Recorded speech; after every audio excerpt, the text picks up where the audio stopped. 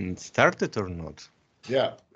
It's starting, yes. So, hello, comrades. Today, because of censorship of the imperialist platform from USA, we will not make our conversation live. My special guest is Russell, Texas. How? Bentley. But there is an actor also with your name when I searching in Google, but it's not your family. So you are living in Donbass. So maybe first, so hello, and first, could you explain why we are not talking in StreamYard? Yes, in fact, for several years now, StreamYard and Zoom have been censored here. With Zoom, I can get on it if I use a VPN, but I can't make a meeting on Zoom with the IP address from Donetsk where I live. With StreamYard, it requires that you sign in before the meeting from either YouTube or Facebook, both of which I've been censored from. Facebook deleted my account in 2019, and YouTube deleted my account in 2022. I'd been on YouTube for 12 years. I made a video, just a short 40-second video that of myself with a column of Russian tanks at the front. It went viral. It got millions of views in one day, and the next day my whole account was gone. So I hope that it will not delete our channel also. But it's shown how this censorship, how they hate you because you are in Donbass. It is a lesson for all the people, especially for the idiot from Poland, who all the time repeated that the Western values is a freedom of speech, democracy, and stuff like this. We see this freedom of speech that it's not for the people who lived in Donbass. That's right. It's not for people in the EU or the USA these days either. I mean, because you understand that the information, I mean, we can still talk on other platforms, but it's preventing people in the West from hearing what we have to say. And of course, you know, there are Western so-called journalists who are not censored, but, you know, you can take, well, I mean, the thing is, if you're not being censored, then you're not trying hard enough, because they censor the people who they're scared of, you know? I mean, you know, and really, you know, there's Julian Assange and there's Alex Jones, and then there's me.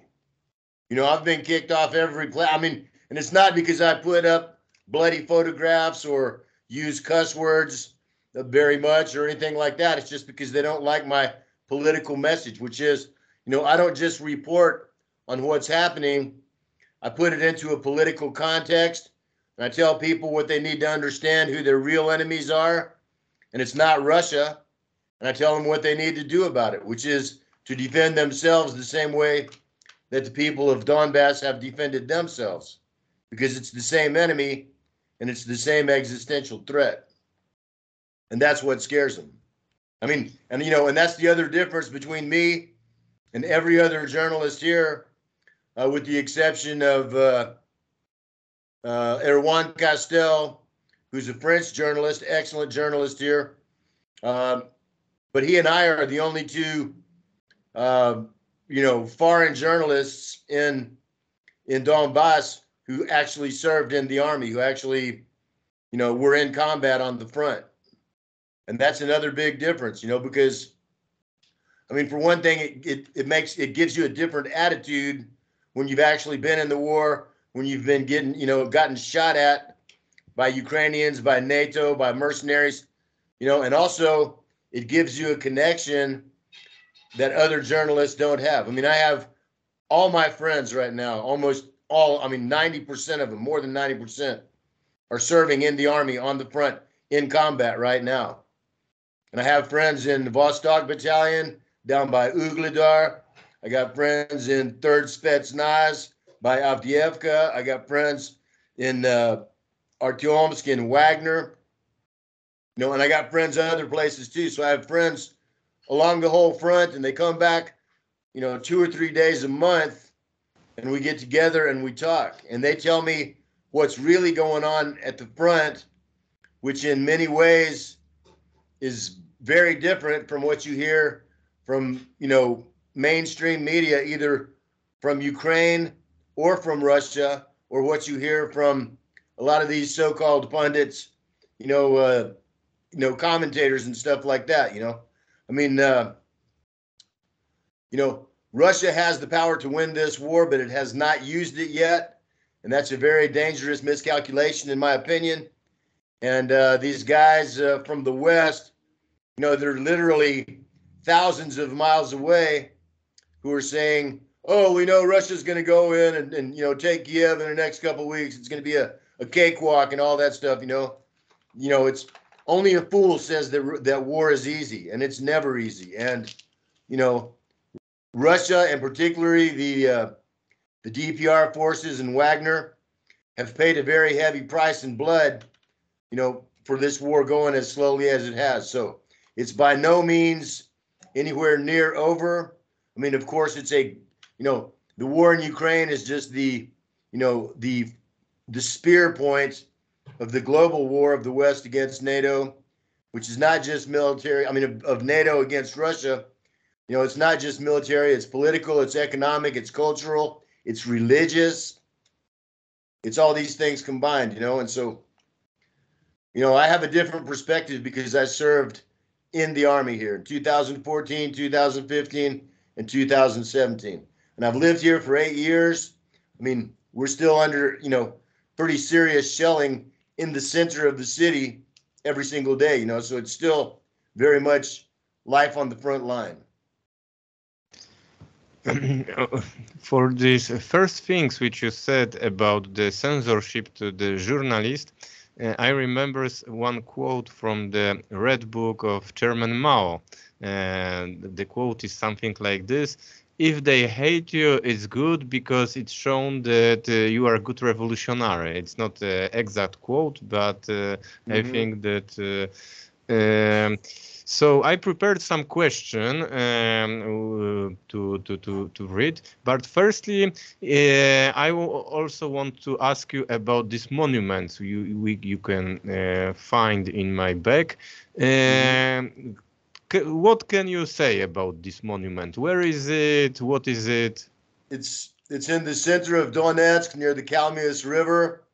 It is the biggest monument in Donetsk. It is the monument to the liberators of Donbass.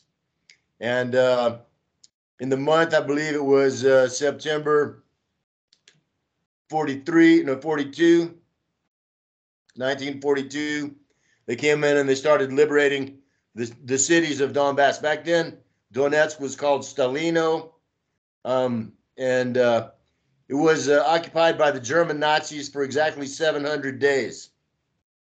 And you know, that's less than 2 years. And during that time, they killed over 100,000 people in this city alone.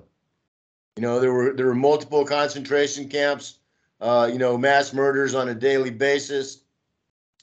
And this monument was built to commemorate the true heroes of the Red Army who liberated this area from Nazi occupation. In the monument, it shows a Red Army soldier with a sword, and standing behind him is a coal miner, which Donbass, of course, is a heavy coal mining area. That's one of the toughest jobs there is in the world. And the guys here have been doing it for a couple of centuries now. So the guys here are very tough. Coal miners make very good soldiers. And so this was a monument to them. Below this monument, and it's a huge monument, it's probably 75, 80 meters tall. And below it is excuse me, it was 1943. Yes, yes, because it's 2 years after the starting of war. Yes, excuse me. But there's a museum in the below the monument, inside the foundation, that covers both the Great Patriotic War, the Second World War, as well as the Donbass War. And there's a lot of very informative and interesting things to see there. Okay, so I will start to question which I prefer before. At the beginning, I would like to ask why you decided to come to Donbass. What are your relations with the inhabitants of Donbass? How do they relate to the fact that you come from America? And that was Americans like Victoria Nuland who were responsible for the Maidan coup in 2014 and are also responsible for color revolution and criminal wars around the world. Well, my grandfather fought against German Nazis in the Second World War. He was a tank commander, came up through Italy and into Germany under General George Patton. I always admired him for doing that. I grew up with a real understanding of what the German Nazis had done. When I was maybe 12 years old, I started reading books by Ho Chi Minh and Che Guevara.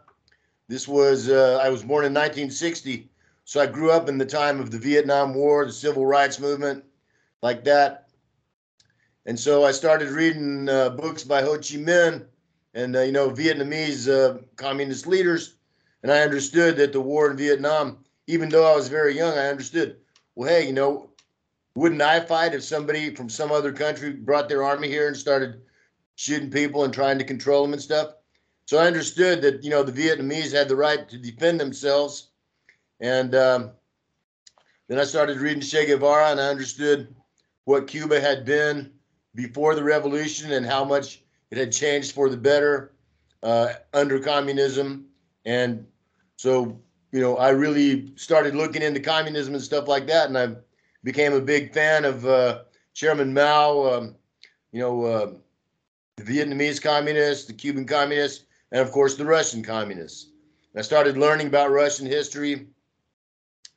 When I was 25 years old, a friend of mine brought me a VHS cassette video of the movie Idi Ismotri, Come and See, by Ilham Klimov, about the German occupation of Belarus during the Second World War.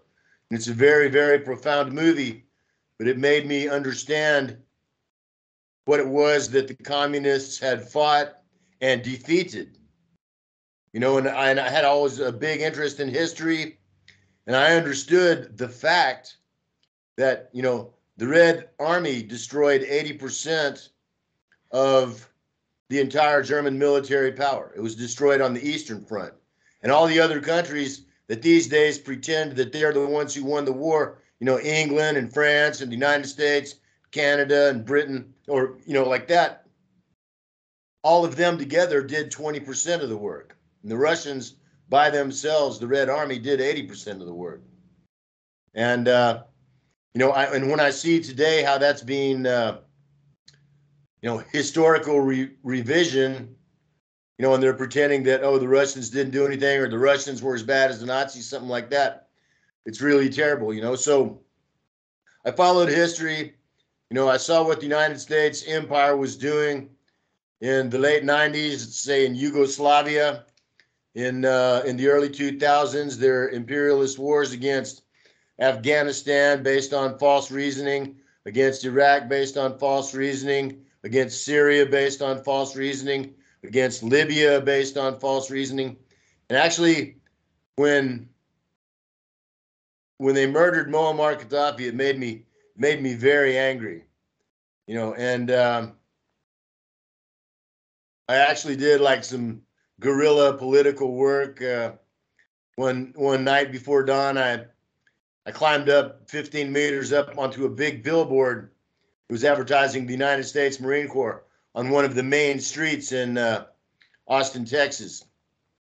I wrote "fuck NATO" in 6-foot tall letters on that billboard, and big enough that you couldn't miss it. And it took them about 10 days. So about 500,000 cars drove by and saw that message, you know, and I thought that was at least a little something to do in memory of Muammar Gaddafi in Libya. But then when I saw the same thing happening again, Newland in the Maidan with the cookies, the snipers, and then the intercepted phone call where she told Jeffrey Pyatt exactly who she wanted and what positions of the new Ukrainian government, and every single one of them ended up in exactly that position. So it had nothing to do with any kind of democracy. It was exactly the occupiers, you know, creating a coup d'état and then, you know, a puppet regime that they completely controlled, as they have since 2014. When I saw the mass murders in Odessa on May the 2nd, you know, I understood that this was done on the direction with the permission of the U.S. government that already controlled Ukraine. On a month later, on June the 2nd, there was an air strike on the city hall in Lugansk. There was a photo taken of a woman named Ina Kukuruza who had got hit. Her legs were blown off.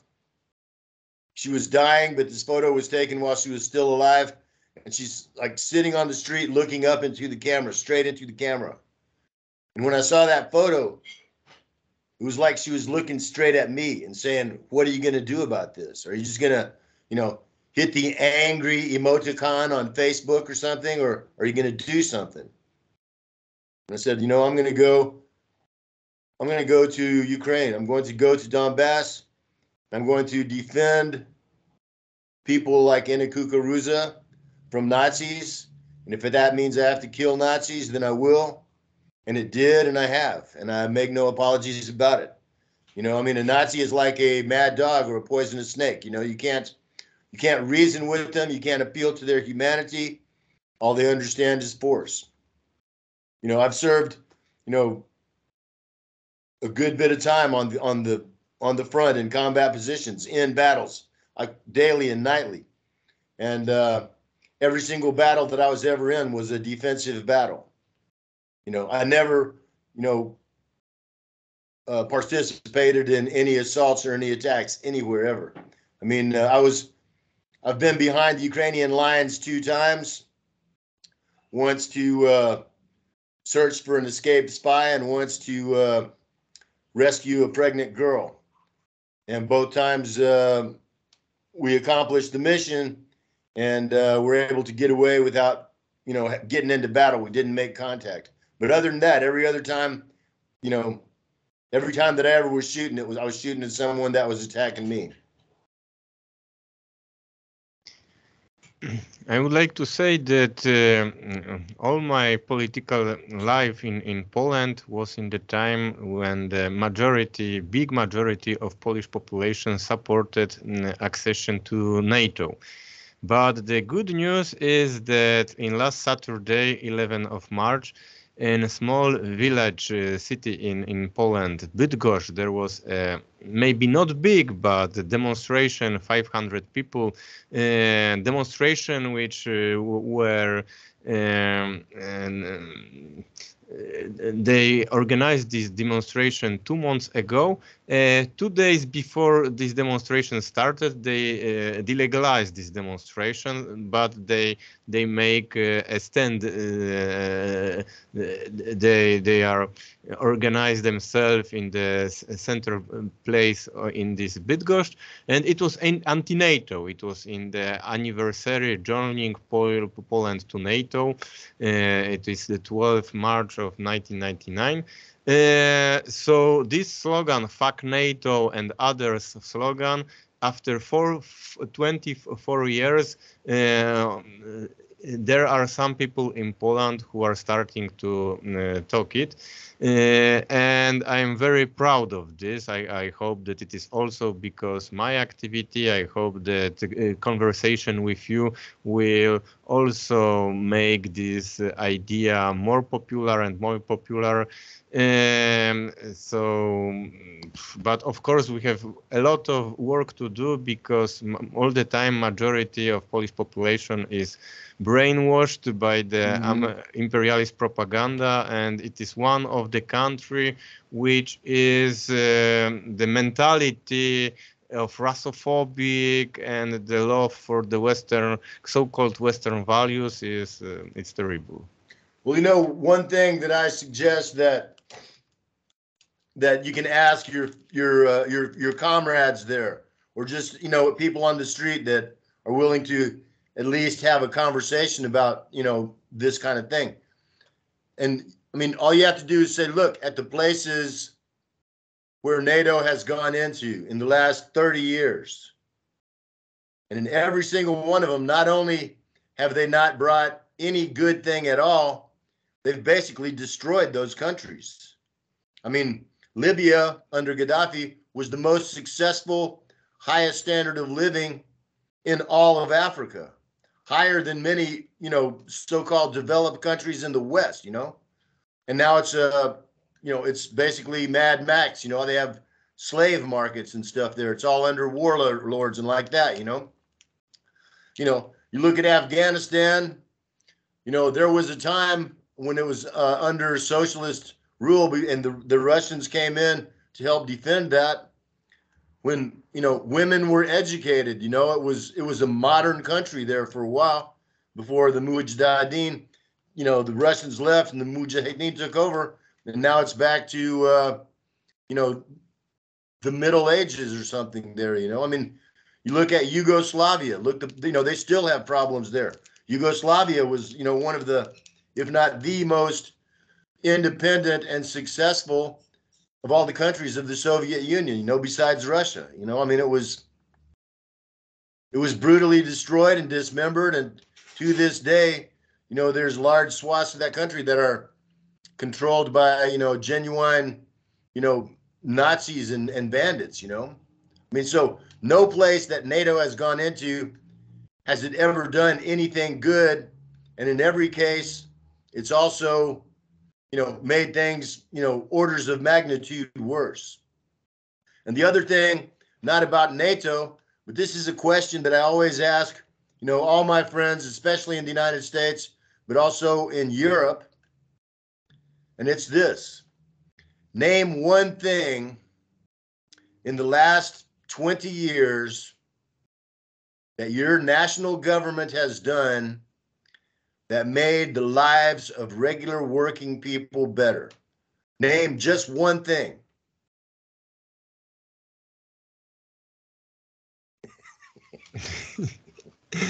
You know, this story about NATO for the Polish population is obvious, because in the from more than 1 year we had a crisis in the Polish-Belarusian border with the migrants who wanted to join the European Union.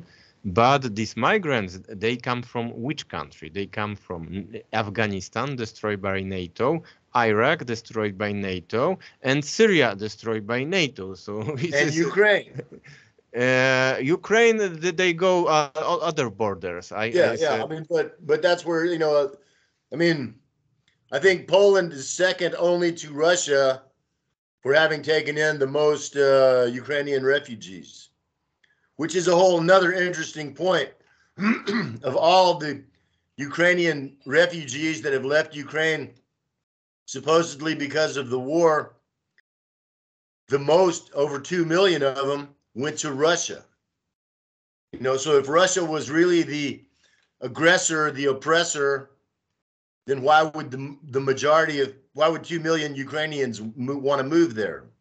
No, I think that I can't agree with you. I think that all the refugees came to Russia. The people who came to Poland, they are from West Ukraine, where we don't have war. So from the legal point of view, they are going, it's good for them, that because the Ukrainian workers were treated in the Western countries like slaves, and because of Putin, now they are treated well. Now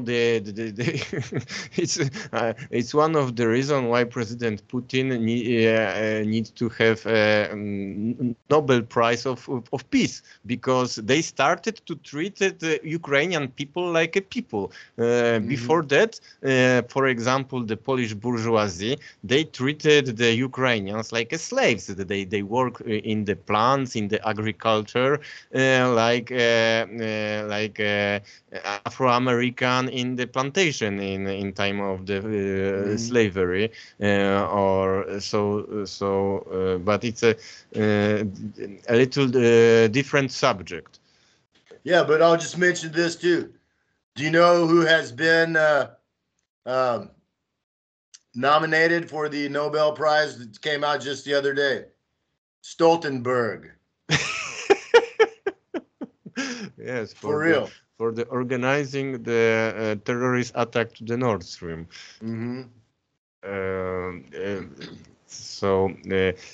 Okay, so I am communist, and I remember that anti-Maidan movement was not only a reaction to the Ukrainian chauvinism and the decision to ban the Russian language, but it was also a response to the fanatical anti-communism of the Kiev junta, which manifested itself in the destruction of monuments of Lenin and Soviet soldiers who died in the battle with Nazism. It was a Lenin monument that anti-Maidan rallies gathered, and in the first months of the existence of the People's Republic in Donbass, the emphasis of the traditions of the Soviet Union was very strong. What does it look like today? Do red flags with a hammer and sickle fly in Donbass? And what are your views? What do you think about socialism and the Soviet Union? On the last question you already answered. Yes, Donbass has been known as one of the, if not the most staunchly pro-communist area in all of the Soviet Union. In 1921, 100 years ago, they had they printed a poster, and it showed like a map of South Central Russia, all the way up to St. Petersburg, to Moscow, Kiev, to just all over. And it said, Donbass, Serce Russia. Donbass is the heart of Russia. And this was published in 1921, at the end of the Russian Civil War between the Bolsheviks and the White Army. And it didn't say Donbass is the heart of the Soviet Union, and it didn't say Donbass is the heart of Ukraine. It said Donbass is the heart of Russia. And it's true. I mean, and to this day, we're there's probably in Donetsk, the city of Donetsk, just in this city alone, there's probably 6 or 8 statues of Lenin. There's a big one, not as big as the statue of the liberators of Donbass, but a very significant one in Lenin Plaza, right in the central square of Donetsk. There's others around, other squares throughout other districts of the city, and every, not even big city, but any city that's, bigger than a village has a monument to Lenin, has monuments to the Soviet soldiers, liberators. And it's really, it is a very evil thing to destroy history. And, it's, it's happening in the United States with Confederate generals, something like that. It's, history is history, and those who, try and change it, never, ever do so for any benevolent reason. George Orwell wrote in his book, 1984, he who controls the present controls the past, and he who controls the past controls the future. And so by trying to do historical revisionism, by comparing the communists to Nazis, by saying that, it was the U.S. and Britain and France and Canada that, that beat Hitler. You know, this kind of stuff. I mean, it's not only sickeningly stupid, you know, the percentage of people that can actually fall for these lies, but at the same time, it's repugnant to any decent human being, you know, to so deeply disrespect, you know, the sacrifice that was made, that and to forget what the world would be like if Russia had not defeated the German Nazis. You know, I mean, imagine if Hitlerism had won, you know. I mean, it is a historical fact as well that, you know, the United States waited, you know, 3 years or 2 years after the beginning of World War II, after the invasion of Poland, or I guess it was two or 3 years, and they were waiting at first to see who was going to win, you know, if it was going to be Russia. I mean, because after the invasion of Poland, the Germans took over all of Europe in a matter of months. And then they occupied Europe, and then it was like the phony war. There wasn't a lot going on except with Britain. And then when they invaded the Soviet Union, the United States, which still didn't declare war on Germany until Japanese hit Pearl Harbor. But I mean, they were, you know, and there was I can't recall who it was, but someone in the leading administration of Roosevelt, or maybe it was the English, but somebody said, let's just see what happens. And if the Russians are winning, we'll help the Germans. And if the Germans are winning, we'll help the Russians and let them, you know, fight a war of attrition against each other. I mean, and it's a fact that there were Ford and General Motors truck factories in Germany that were producing trucks for the German Wehrmacht that were off limits to, you know, Allied bombers. They were ordered not to hit these factories that were making, you know, an essential military material. And even after the war, I think the Ford Motor Company, it was, you know, they got paid some millions of dollars in compensation for their truck factories in Germany that got damaged. You know, I mean, so, you know that Prescott Bush, the grandfather of George Herbert Walker Bush, and the father, the father of George Herbert Walker Bush and the grandfather of George Bush, you know, he was a banker for the German Nazis from before the war and even during the war. Harriman Brothers Brown in New York. And he profited the work of the slaves from the...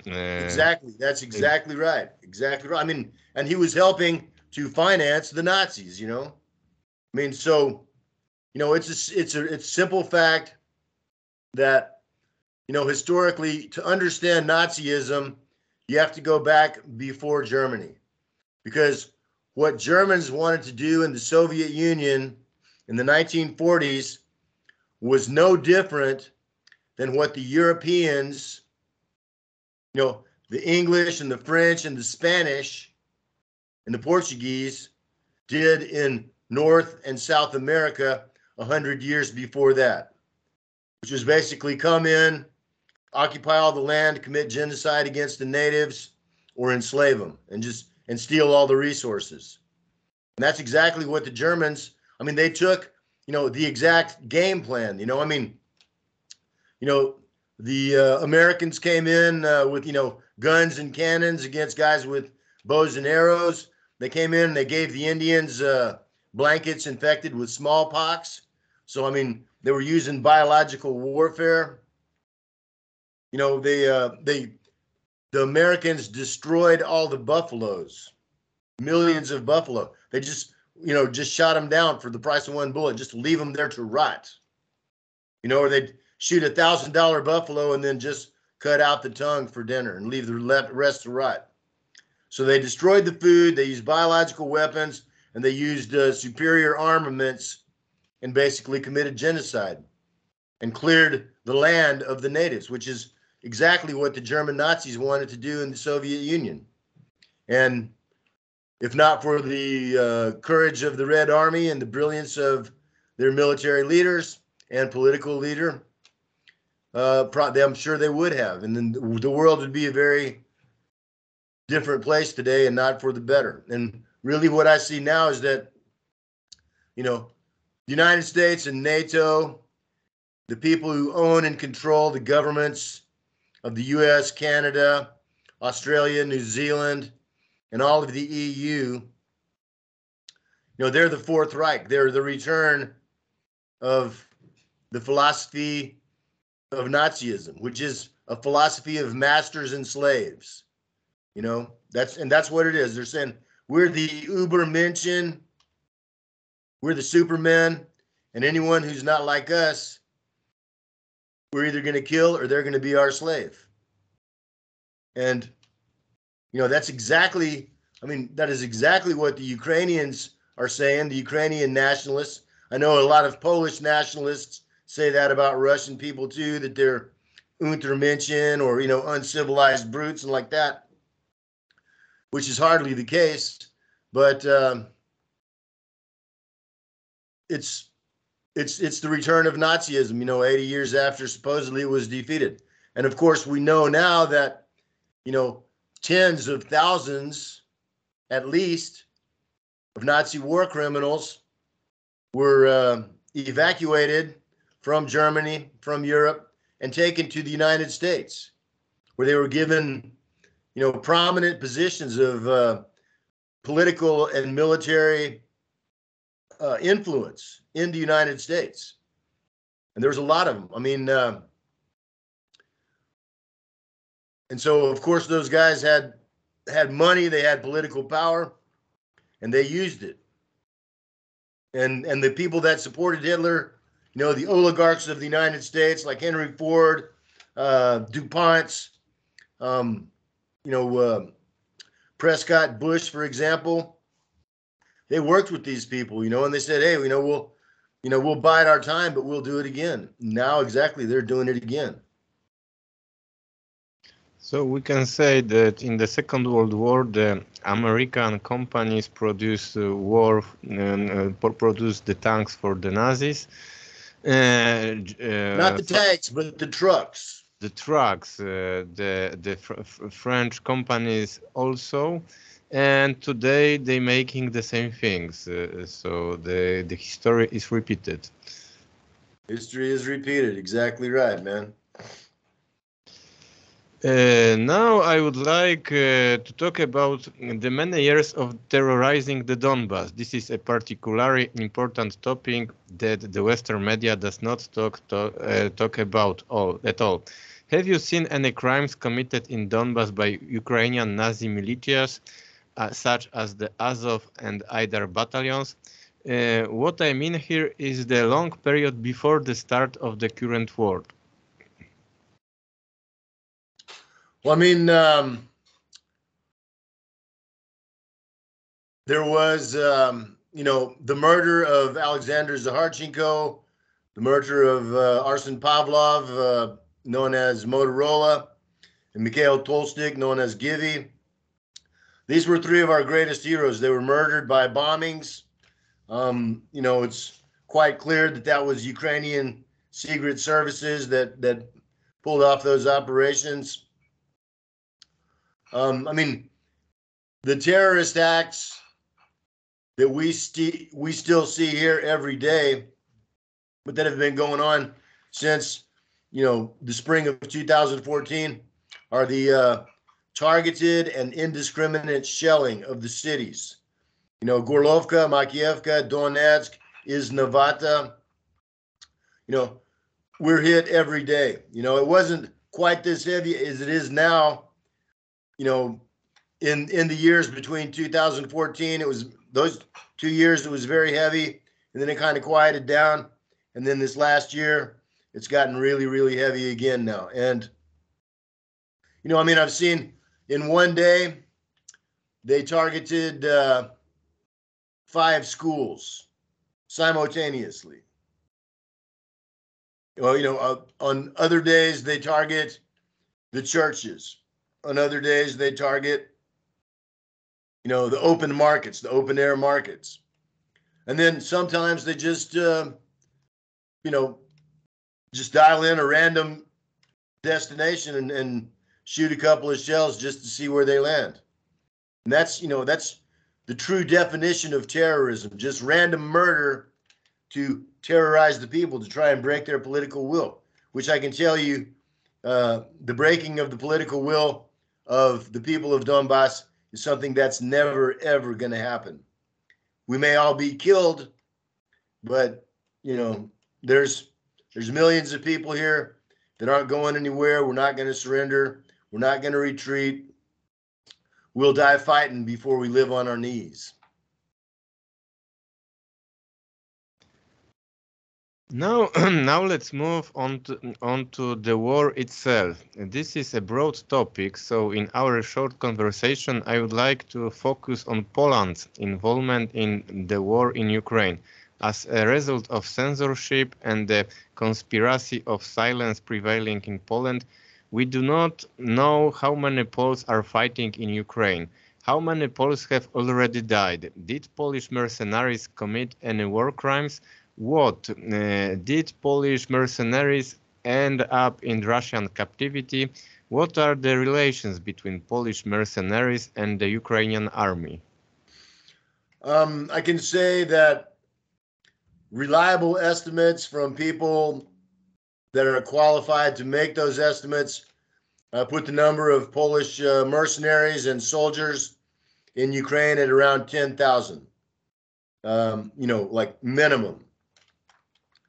The Polish mercenaries are highly trained. They're considered to be more like special forces troops, which generally means, as with other highly trained mercenaries, they're going to be blocking troops. They're going to be the ones that are on the second line of defense.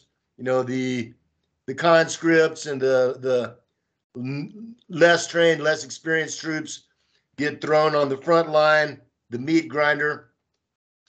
And the more experienced troops are on the second line, and their job is to execute anybody that tries to surrender or retreat. In fact, I saw a video just yesterday of maybe 6 or 8 Ukrainian soldiers going to retreat. They had a white flag, their hands raised, walking across the field, and they were all mown down by a machine gun from behind them. The Polish mercenaries, like I said, they're considered highly trained troops, so they're going to be, among the most dangerous. They're going to be in the hardest places, and so they're going to be, the most dangerous troops are the ones that commit the war crimes. I don't think that a lot of Polish mercenaries are taken prisoner, as a matter of fact, and for whatever that's worth, that doesn't bother me at all. Oh, it's very sad information. As I said, we don't have any information in Poland in this, but the statistic of the demographic of Poland to the last year, 2022, shown that we had less 150,000 people in Poland. So we had 305,000 people Poland in which was born, and 450,000 who died. In the time of peace, the Polish population is less than 150,000 people. And of course, it is not because of this war. There are other problems. The Polish hospitals are totally destroyed. They don't have money because all this money go to support the military effort of Ukraine. But I think that if we look for these numbers, all these 450,000 people who died, and we will see the numbers of people in the age of 20 and 30 or 40. I think that some of them, that is the people who already died in Ukraine. So the Polish authorities didn't say that they died them, but when they count the people, these people are not existing in Poland even more. I think that's a very interesting avenue for investigation. I'd recommend looking into that. It might bring up some very interesting evidence. Yes, but unfortunately, you can make this investigation in Poland now, because you will be arrested to the disinformation, or that you are a spy or stuff like this. I don't know if you know, I am not living in Poland. I am living in France. In 2021, I was arrested in Poland by the Polish Secret Service. This is for the promotion of the totalitarian communism. They released me, and after the judge decided that because I produced my videos in France, so it is not the crime in Poland. But now it was a little joke. Now it's the things serious.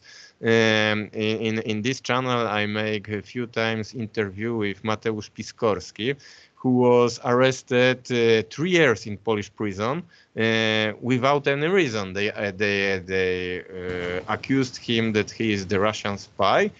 And 2 years he was in prison, in arrest, not in prison, in arrest, and they didn't, and now they can make this accusation about all the anti-imperialist activists, and it's not good time for the free speech in Poland. It's maybe not like in Nazi Ukraine, but it's worse and worse after the situation is starting to be scary.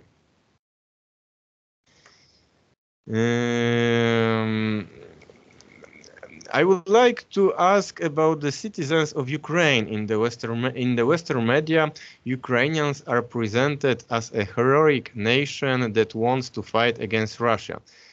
Is it really so? Why did millions of Ukrainian men leave for the West and also for Russia? Why is the SBU organizing a hunt for people and forcing them into the army? Do you think the average Ukrainian wants this war to continue? Does he want to fight for the Kiev junta control over Crimea and Donbass? Or do ordinary Ukrainian workers want the war to end as quickly as possible? Well, it's hard to say. There was, I think, a major miscalculation by the Russian military and political leadership at the beginning of the special military operation. I think that they thought that Ukrainians would be much more welcoming to Russia coming in and liberating them from a genuine Nazi and foreign-controlled regime. And that didn't happen, which just goes to show that, the power of, 8 or 9 years of, scientifically applied, political propaganda. You could almost call it brainwashing, and people there, in Ukraine, it's really surprising the number of them that, actually, make excuses and say, oh, there's not really any Nazis in Ukraine, which is a complete lie. Bandera, who they have, songs and monuments and, celebrate his birthday. He's a national hero. And he was a genuine Nazi collaborator. He wore a SS uniform. He killed people on the orders of the German Nazis.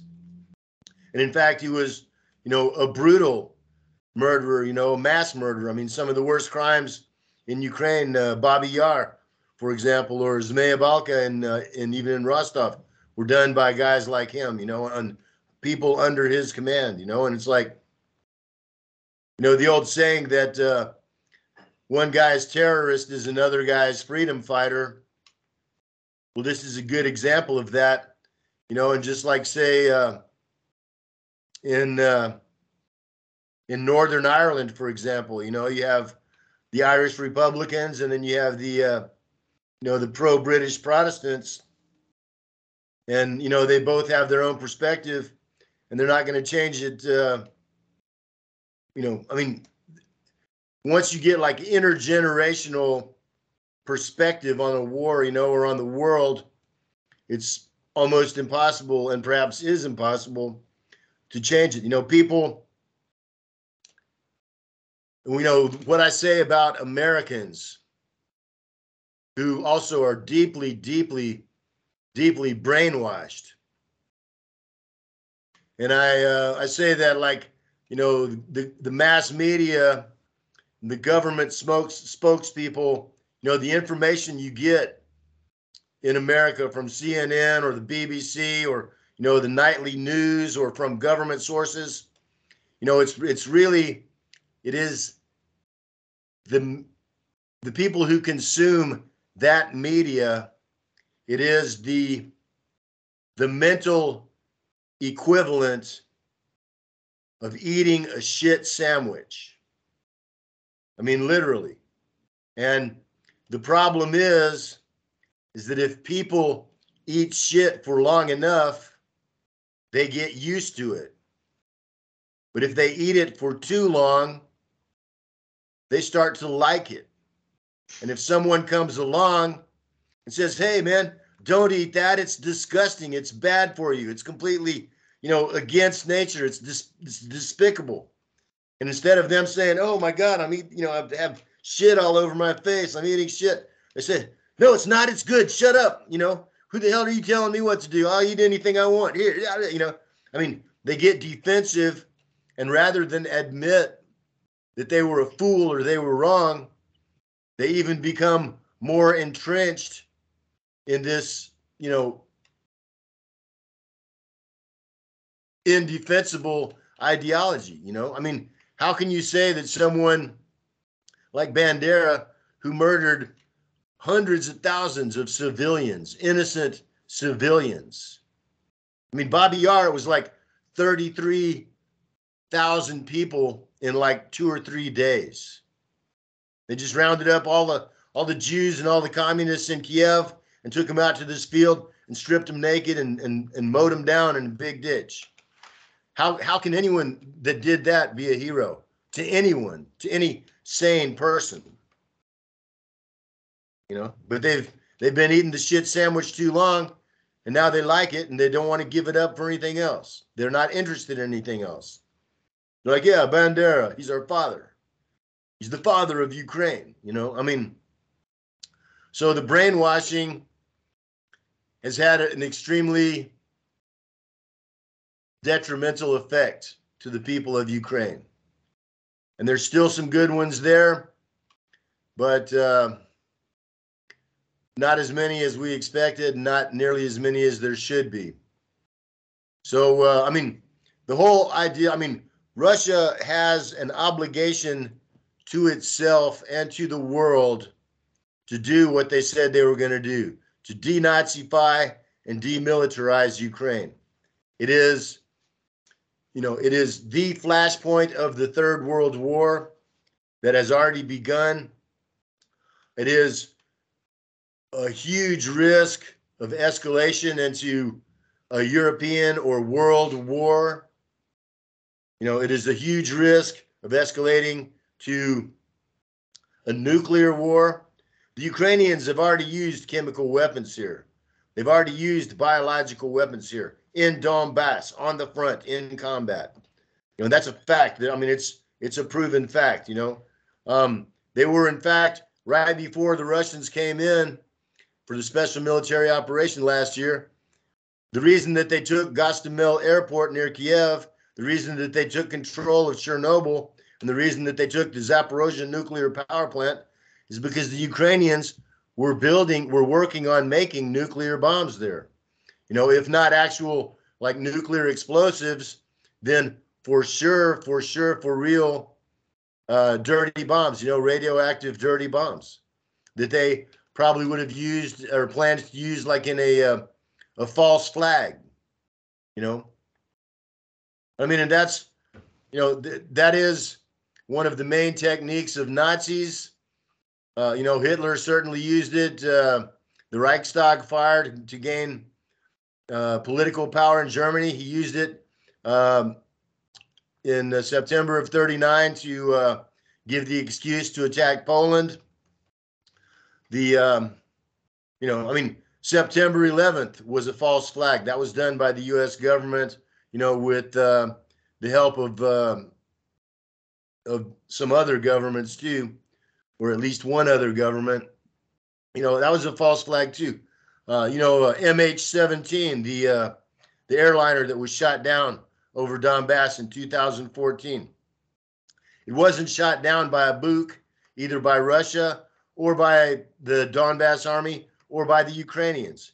It was shot down by Ukrainian Air Force jets that were following it, that had been ordered to shoot it down by the people who controlled the Ukrainian government, which at that time was the United States. It was intended to be a false flag with the effect of blaming Russia for a terrorist act.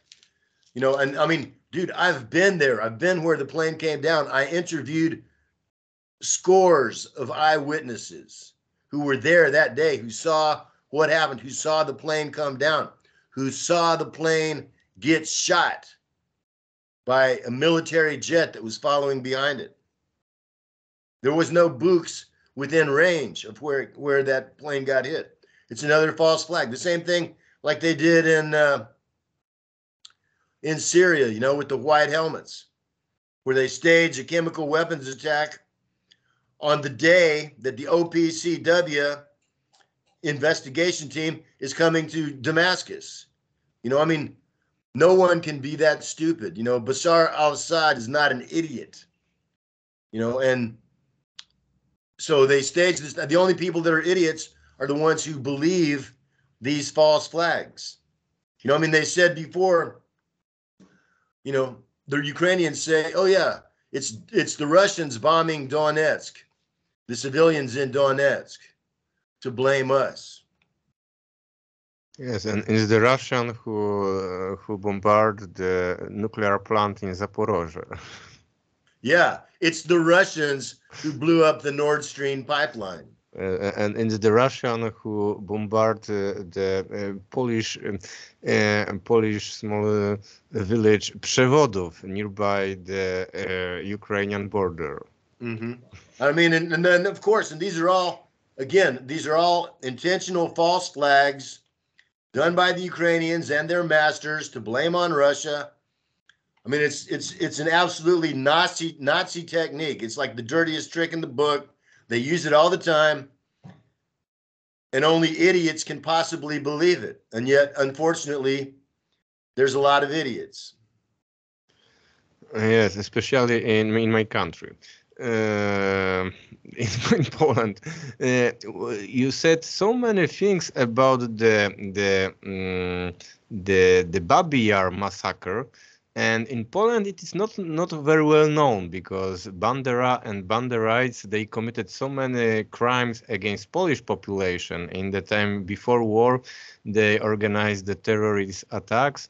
In the time of in 1943, they started to massacre in Wołyń, where 1 week ago I talked with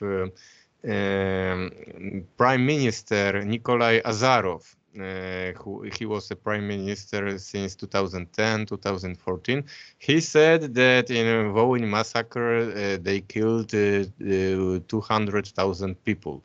And until now we don't have numbers, and there are no excuse from the Ukrainian government. But he killed so many Poles that we forgot it about other crimes of Bandera, about Babi Yar and these crimes. And you know, and it's very important, you know, to remember the brutality of those murders. I mean, they were criminally insane what they did. I mean, you know, cutting babies out of their mothers, you know, chopping people up, sawing them in half alive, you know, just insanely evil stuff. I mean, and that's, you know, that's the trademark of a Nazi. That's the trademark, you know, cruelty for the sake of cruelty, you know, just to watch someone suffer because you can. And, you know, there's been a lot of videos of Ukrainian soldiers torturing and murdering Russian prisoners and also civilians. I mean, and just, you can't understand how a human being can do things like that. But then if you think about it, you do understand. It's, again, it is applied brainwashing techniques, you know, and you go in, and that's why, you know, like the Azov soldiers and the Pravi sector soldiers are so highly valued by the Ukrainian military and their masters, the NATO military, because these are guys that can torture people to death, you know, that can kill whole families at a time. You know, that, I mean, because a regular person just can't do that, you know.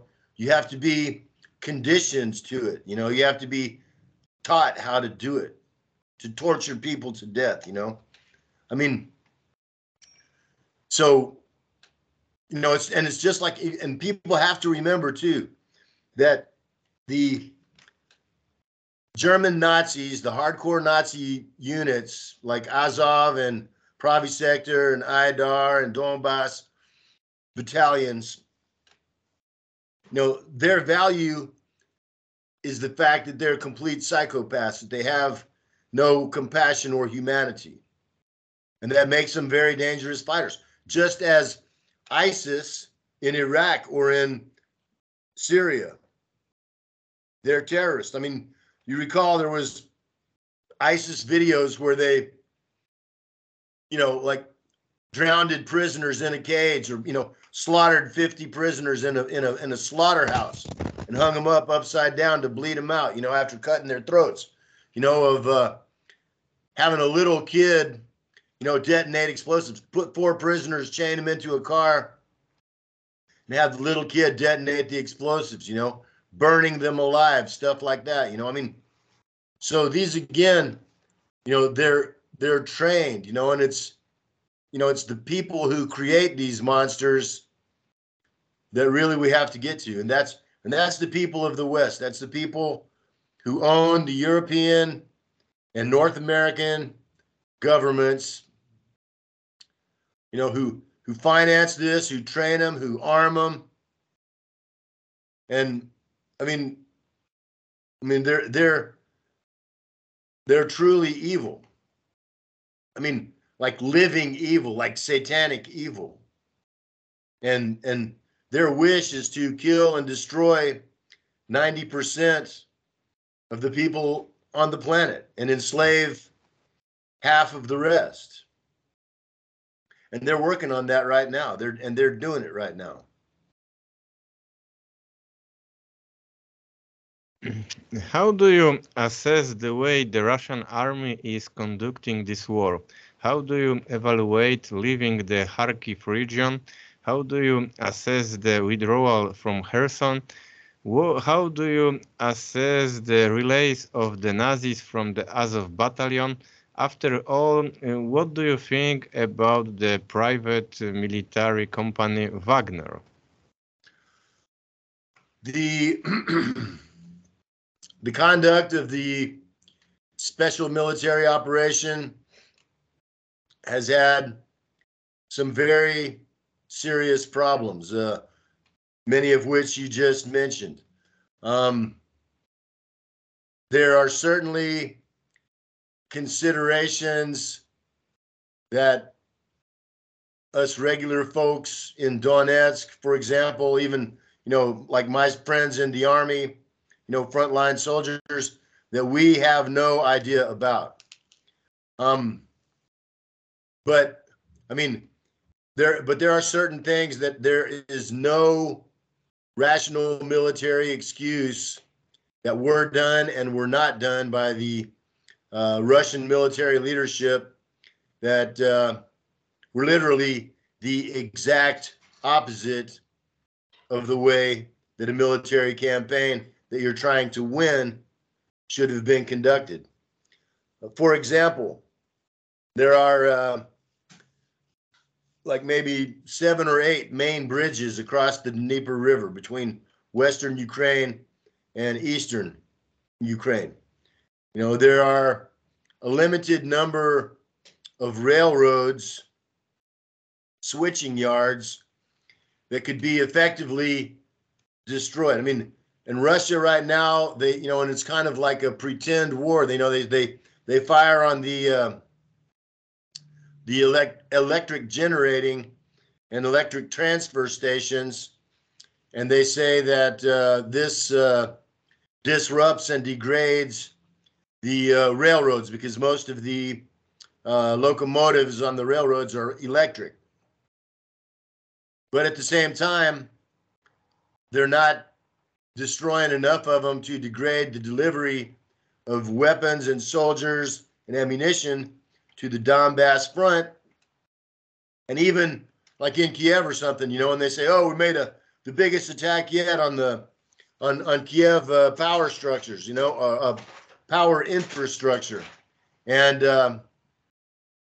half of Kiev is without power, you know, and it's like, well, whoop de do? Because, you know, the half of Kiev that still has power, first of all, it's half of Kiev has it, and it's the half where the NATO guys and Zelensky and all the oligarchs live, you know. You can guarantee they're the half that's going to have the power. So, you know, it's a very hard question why the Russians haven't hit these bridges. You know, some people can say that, oh, well, if the Russians are going to need them when they make their assaults to get into Western Ukraine, you know, the Russians are going to need those bridges for their own advance. But that's not true. If the Russians get anywhere near those bridges, the Ukrainians will blow them up themselves. That's absolute certainty. So that excuse has no validity whatsoever, you know. I mean, one thing that I did hear that was interesting was this guy, Arestovich, who was an advisor to Zelensky, perhaps even his old boyfriend, but who recently got kicked out for saying something that was actually true in public.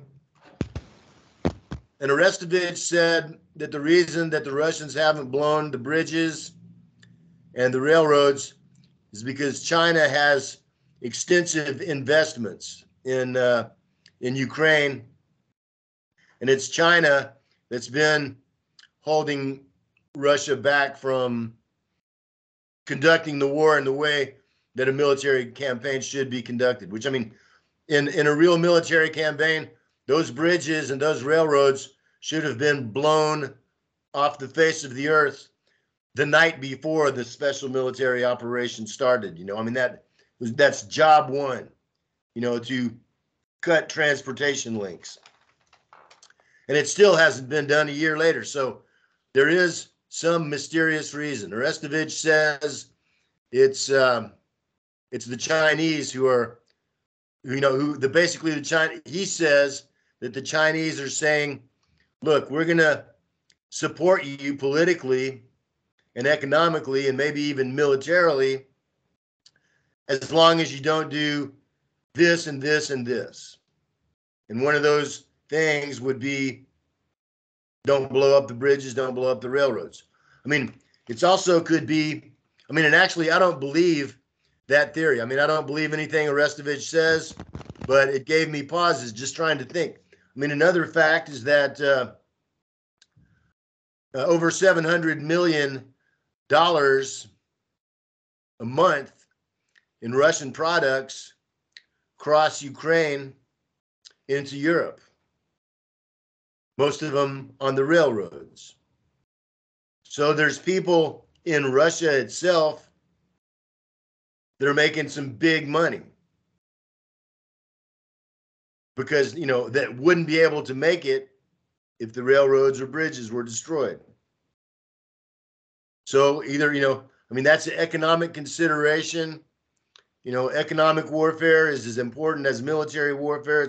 It's an aspect of military warfare. So that could be some explanation that it's oligarchs or, you know, state bank influence that's prevented these transportation assets from being taken out.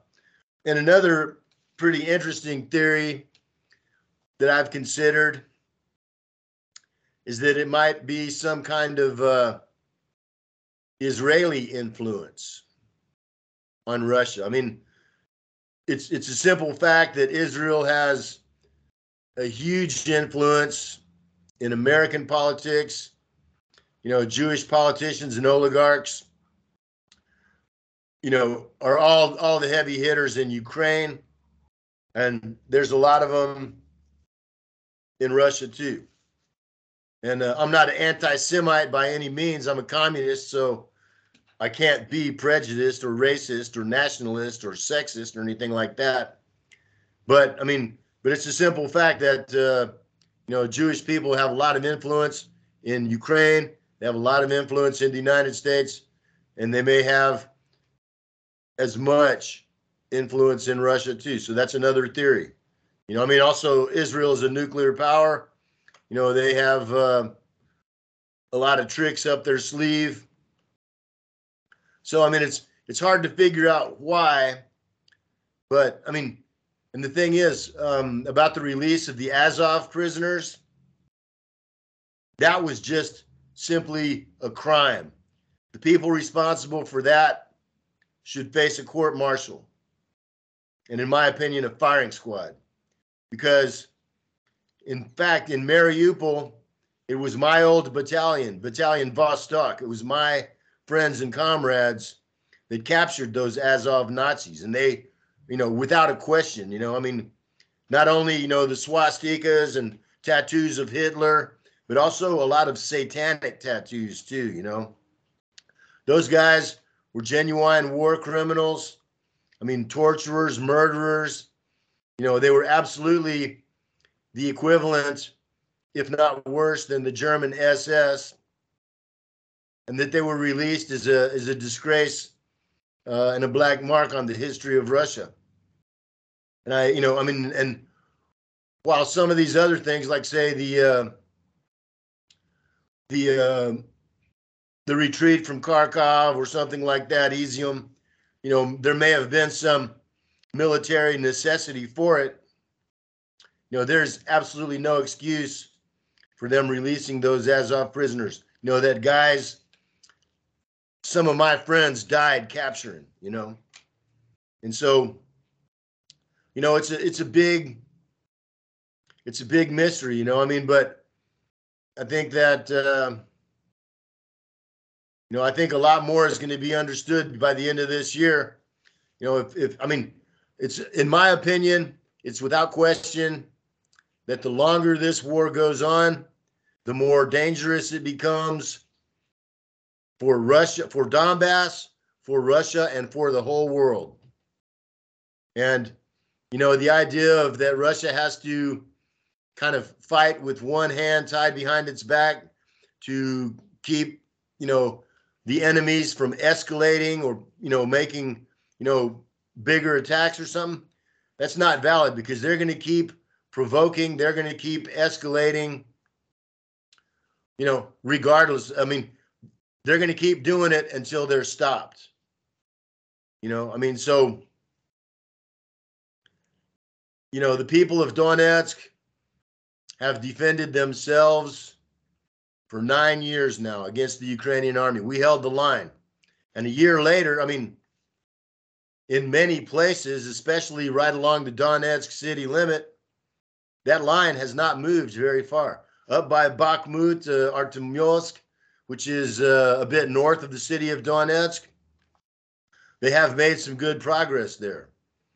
And it's only a fact to notice that it's Wagner and DPR forces that have been making that progress, with not that much help and even some hindrance from the Russian high command. You know, I'm not sure if you were familiar that Prigozhin recently published a list of the ammunition that he was being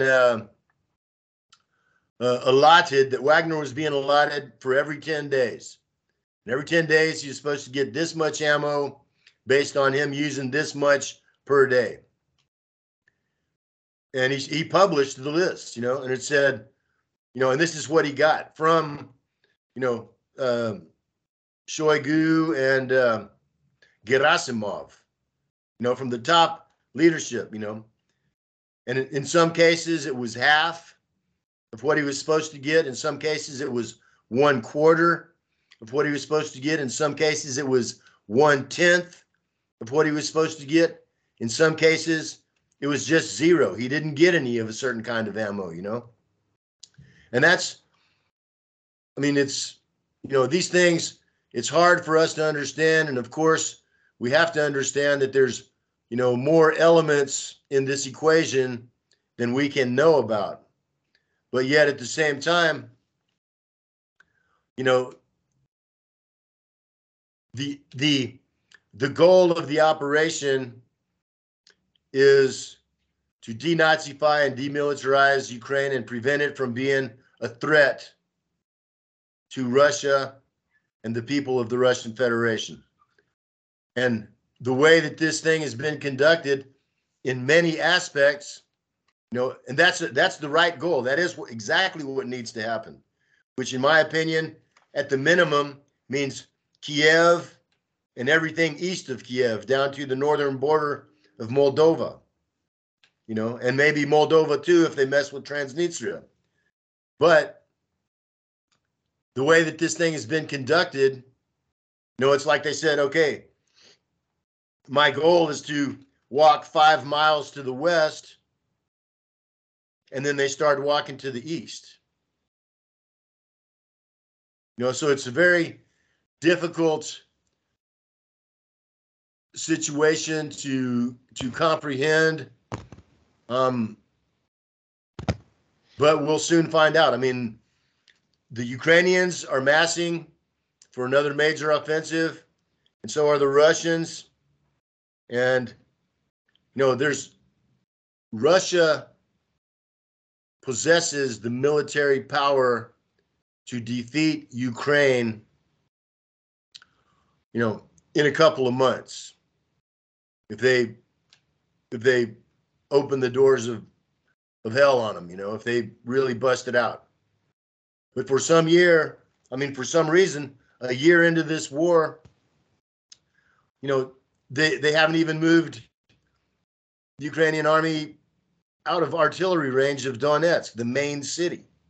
You know, it's still a very real threat that the Ukrainian offensive could replicate what was the original plan for March of 2022, which was to make a full-on armored task force assault into the center of the major cities, which is Donetsk, Makiivka, Gorlovka, that the Ukrainian army is still literally on the city limits of. And if they can break through our front lines and get into the city centers, then they have 1 million human shields that they can work in between, you know. If they get into the center and make this into an urban war, then the 3 main military advantages that Russia has, which is artillery, rockets, and air power, become neutralized. Because, you know, you can't blow down a city block if 90% of it's civilians there. You know, I mean, so then it becomes urban warfare. It becomes like Stalingrad. It becomes like Fallujah. You know, it comes like Sarajevo or something, you know. So there's still a real danger. You know, I mean, I don't say that Russia will lose. I don't say that Russia is losing, but they're not winning. And as long as they're not winning, there is a very real possibility that they can lose. And if they lose Donbass, NATO will go into Rostov Oblast. They will go into, the border regions of the Russian Federation. And then Russia loses, its political credibility, its military credibility. So it's a very dangerous situation. I'm very tired of this war. Everyone I know is tired of it. The guys on the front that are my friends, all of them are saying that it's a lot harder fighting than what the Russian MOD is saying that it is. And that we need to just get it over with. It's like, pulling a tooth or something, until you just go ahead and get it done, it's just going to keep getting worse. Okay, so my last question is how all these things will finish. From the Western perspective, we see the growing prices, inflation, economic crisis, especially in the countries like Germany, dependence of the Russian resources.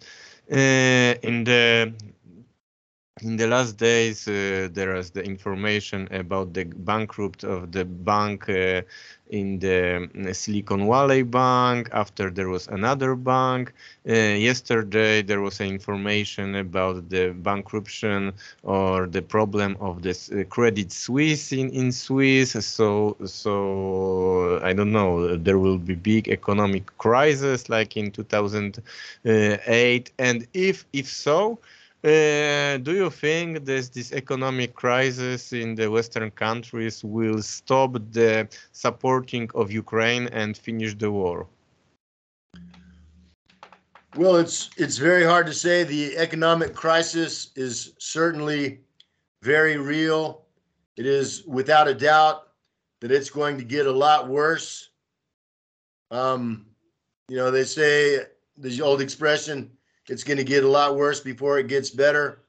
The question is not if it's going to get worse, but if it will even be possible to get better. There's another crisis that's also extremely important and very dangerous, and that's the food crisis. The production of food, the distribution of food, not just in the global South and traditionally dependent on import countries, but also in Europe and even in the United States is going to be a very, very serious consideration. And as far as the economics go, it's a lot worse than what they're saying. It's a lot worse than what they're saying. It's not just a couple of 2 or 3 banks in the United States. It's already dozens of them that have, that the stock exchange has stopped trading their stocks to prevent them from falling down to no value whatsoever. So there's already a run on the banks. And that one, the Silicon Valley Bank, it had $190 billion in deposits, and 17 or 170 billion of them are gone now. That's a lot of money to just disappear. So that's going to get real ugly. It's not just going to be that some guy that had been saving up to buy a new car or a new house or something doesn't get his money. There's going to be a lot of major businesses that are going to go bankrupt because their money disappeared from that bank. And when those businesses go bankrupt, the people that work there aren't going to have a job anymore, And when you don't have any money, you can't buy any food. When you can't buy food, it makes you very, very angry. And, as far as it goes, and I wouldn't say that this economic crisis that we're beginning just right now, I wouldn't say that it's like 2008. I would say it was like 1929, bro. And you understand the Great Depression, you know, it lasted for 10 years and it was global. And the only thing that brought it out, at least in the United States, was the reindustrialization to put the country on the war economy to start, you know, preparing for the Second World War, you know. So the economic crisis on the one hand could be good if it leads to, you know, Europe and the West saying, look, we're not going to be throwing 100 billions a year into Ukraine anymore. You know, we have to back off. We have to get out. We have to take care of ourselves. That would be good. The other alternative would be bad, which is that they go to a war footing, you know, and they create, you know, a whole national economy on making weapons, you know, and then you have to use those weapons. And, you know, then it gets into, you know, European wide or worldwide war. You know, and the whole, I'll just say this too, that the whole, you know, the prize that the whole reason that they're attacking Russia is because they want to steal Russia's resources. I mean, it's not the only reason, but it's a major reason. I mean, Russia, you know, has easily recoverable gas and oil. They have all kinds of minerals. They have titanium. You know, they have, you know, the biggest freshwater deposit on Earth. They have, you know, timber, you know, for 1,000 years, you know, and they have, you know, a fair amount of money these days. They don't have national debt like the United States does, you know, and that Europe does. So, and plus Russia stands against this new world order. You know, they are really the main obstacle to the people who own the American and European governments from taking over the world. So that's why they want to destroy Russia. That's why I came here, to help defend Russia. And that's what I'm going to keep doing. I'm not moving. We're not leaving. If the Ukrainians attack Donbass,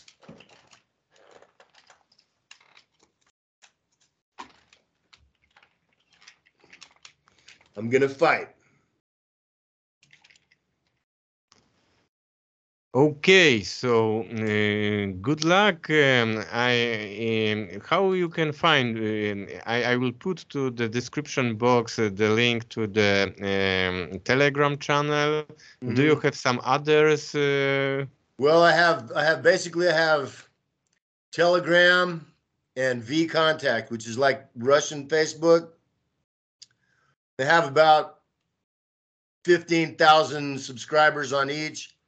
I got deleted from Twitter in 2016, deleted from LiveLeak in 2017, deleted from PayPal in 2017, deleted from Facebook in 2019, and deleted from YouTube in 2022. You know, I mean, I do a lot of writing. You know, I mean, I have a pretty decent reach with my Telegram and with my VKontakte. There's a lot of Western people that are on both of those two. They're not just Russian. And I mean, the quality of discourse and people and information that you'll find on these is much, much higher than anything you'll find on Twitter or Facebook. You know, I mean, so I strongly recommend anyone that really wants to find out, you know, some honest information, that's where you can find it, you know, as one of the best places you can find out. I have 3 websites, all of which have been hacked and I'm locked out of. You know, I mean, people, you know, have really tried to silence me. And, you know, I mean, when it's people like the BBC or Newsweek writing, you know, hit pieces on me, that has an effect, and when every major social media platform has already deleted me, it's like I've become an unperson. But Telegram and V-Contact is the best way to contact me too. I'll give you a couple of email addresses where people can write for information. I mean, doing interviews really helps me a lot. A lot of people have interviewed me, which gets me out there, which gets more people to my Telegram and VK channels. So I appreciate any interest that anybody has. I really appreciate you, brother, to interview me here and post it. And because that's our job, man. We're information warriors, and the truth is our weapon. Yes, for me it's an honor to speak like a hero with you because you are a hero, and I. There is a lot of people who talked. You not only talked, you participate, and your life is in danger. And as you said, we don't know the future, and the Ukrainian forces can in every moment attack Donetsk. They can make the attack or only make some rocket attacks or bombs, but the living in Donetsk in these days is very, very dangerous. So I wanted to say something else, but I forget it.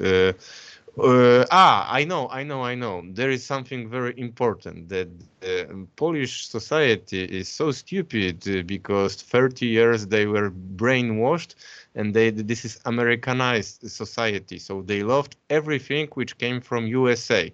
It's very bad, but for this interview it will be good because you are from America, so they need to listen to you because they love you, because you are speaking with American accent. So they will be very, very angry because how it is possible that the guy from America is against us? So and remember, not just from America. I'm from Texas, bro.